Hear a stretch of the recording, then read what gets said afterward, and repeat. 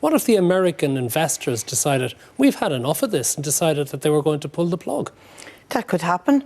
I think the overall argument about policing on both sides of the border makes a very strong case for getting rid of the border. I mean, there's a problem with the border in general, particularly when we talk about Brexit, and we've talked about it enough on this programme. But this is also a very strong argument for not having an El Paso, that where, you know, gangs can escape to. That a united Ireland would solve this issue? Well, it would help not to have a border in this country. It certainly would help that the way we function is not determined by this false line that runs across a section of the country. But I do think that, getting back to the overall thing, there is a problem, and you touched on it, Matt, when you said about Sean Quinn gambling and then losing everything.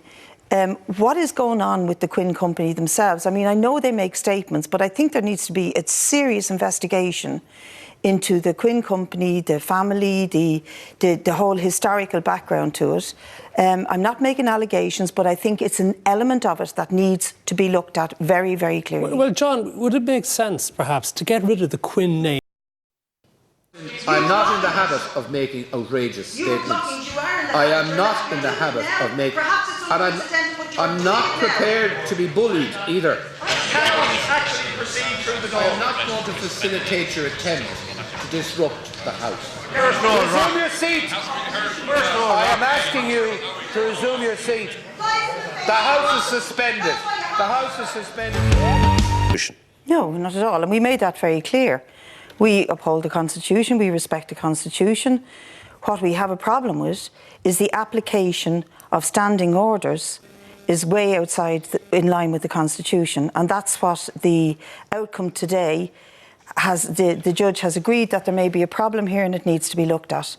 What he didn't give us was an injunction to make sure that our motion went ahead. And I just correct Daniel on the Monday business. We had sent that motion into the Ceann Comhairle the Thursday week, 12 days in advance of the ruling we got on Monday night at 9 o'clock, which is that they were ruling it out of order. So we got at the 11th hour that they're not taking the motion on the basis that it might conflict with the Constitution. We pointed out to the Ceann Comhairle very carefully that does not conflict with the Constitution. What we're trying to do is amend standing orders so that this broad interpretation, way broader than it should be, of the money message is checked. OK, Lisa Chambers, will Fianna Fáil... Hang on, that didn't get the money message. But what did get the money message was my climate emergency bill. It got the money message when initially I was told it didn't require one. I was told by the Ceann, I was told by the Bills Office, it doesn't require one. We get it past second stage, we could do pre-legislative scrutiny. It's blocked at the committee stage by a tied vote. It's held in limbo. We get a motion through the Dáil with the vast majority of TDs saying, Lisa, let this proceed. They slap on the money message. I agree with that separation, and I think the issue of privilege, I agree with your position on that as well. I think that was right and proper. It will be brought by both sides. My understanding is that the two barristers, the counsel for both sides, are to go into the court and work out a timetable of dates when the hearings can take place, and the judge made it very clear that he wants it to happen quickly. But he made an important observation today, and I think it is really important, and our counsel restated it to us, that in the hearing today, counsel for the state acknowledged that if, hypothetically, let's say there is no abuse of the money message, but hypothetically, if there was, there is no remedy within the Oireachtas standing orders to address the abuse of the money message. And that is what we were trying to do, was to alter standing orders so that the abuse of the money message, should it be happening, could not happen. The courts are expensive. This is really important who's going to pay for all of this? How much is it going to cost? I'll come back to that in a minute. This is really important for ordinary people out there, because there are issues there like a bill to stop eviction into homelessness, the bill to keep fossil fuels in the ground, Lisa's bill, the sex education bill, Francis Black's bill on not importing goods from illegal settlements in Israel. These are in Palestine, excuse me. These are really important issues for thousands of people out there. And ordinary people are not being given access to our voices. And unfortunately for the government, they are in a minority. But as Ruth Morrissey is finding out. That Ceann Comhairle suggested that to us. us take this to the Dail Reform Committee. But he runs the Dail Reform Committee, so he tells us this is unconstitutional. I go into the Dail Reform Committee, I'll give them the same message. All right, we'll see this what is happens. nonsense. But the issues that are at heart here are really important to people out there. And my party and others are trying to represent those issues. We got elected to do that. The panel Yous is are the ones staying being with unfair. us. And what we're going to be talking about next. They get all sticky and dirty and brown. Hopefully you have a canteen in the workplace. Brid, you must be in favour of this.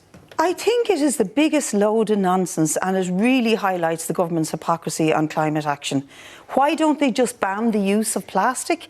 And in fact, one of the bills that we talked about that is being blocked by the money message is the waste reduction bill, which would ban single-use plastic of this nature. There are all sorts of ways of, there's different types of material that is compostable, that is recyclable.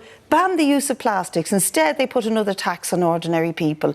It is complete hypocrisy, and they, laud it as doing something great. We sat in the Dail tonight for a 2-hour debate on the Board and Mona workers and the just transition that they need, that they are not getting. They are being treated abysmally, and they're being dumped on the scrap heap. The whole Midlands will be destroyed by this. The budget is appalling. 250 million of a budget was given to the coal miners, same size workforce in northern Spain for just transition. This government gives just transition 6 million to the Midlands. It's outrageous. And then they brag about this measure when they should allow the waste reduction bill move forward to get rid of plastic. Get rid of them. End the production of plastic cups. Use paper cups. Use other sort of recyclable cups. That's simple method. But you're just trying to tax ordinary people again and again. Cups a year. I'll say this much, right? There is a ready alternative for the manufacturers. But it's not the principle behind it. You don't want to, if you raise revenue by it,